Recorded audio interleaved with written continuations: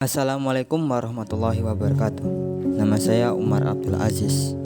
Saya akan membahas tentang Amsalul Al-Quran.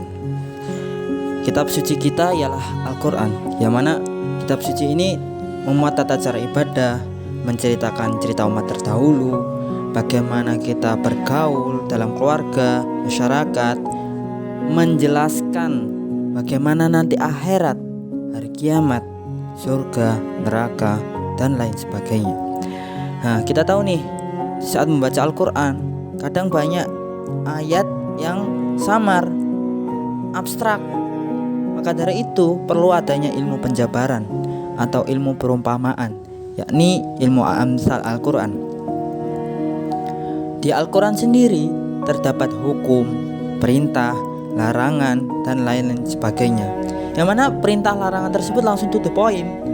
Dan karena itu orang awam jadi bingung atau tidak langsung paham. Maka dibuatlah penyederhanaan atau penafsiran tersebut. Amsal Al-Quran merupakan salah satu cara dalam menyampaikan pesan-pesan ilahiyah yang mana terdapat dalam Al-Quran. Pada dasarnya Amsal Al-Quran bertujuan untuk mengeluarkan sesuatu yang masih samar kepada sesuatu yang jelas.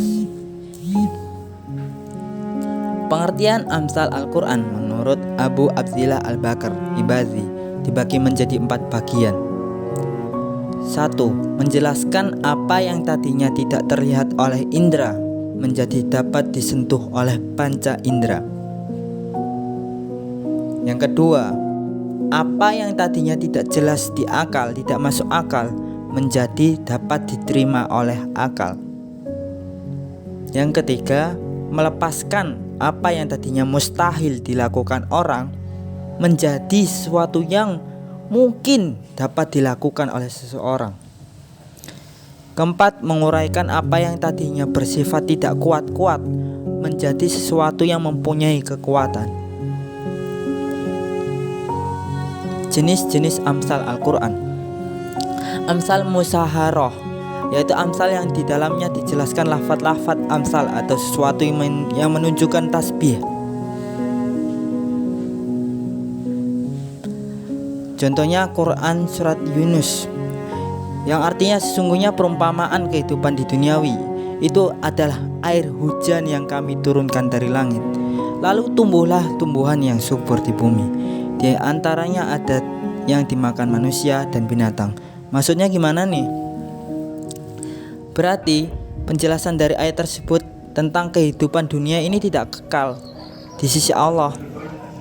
Amsal kaminah, yaitu amsal yang tidak dinyatakan atau ditegaskan di dalam lafaz masal. Akan tetapi amsal ini menunjukkan makna yang indah, simpel, logis, dan bersifat universal, serta menunjukkan perumpamaan.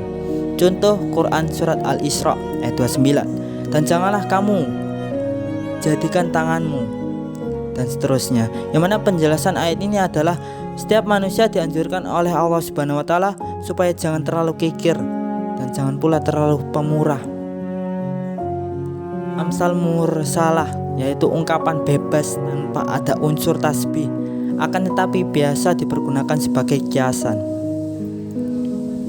Contoh Quran surat Al-Isra ayat 84, yang artinya katakanlah bahwa tiap-tiap orang yang berbuat menurut keadaannya masing-masing, maka Tuhanmu lebih mengetahui siapa yang benar.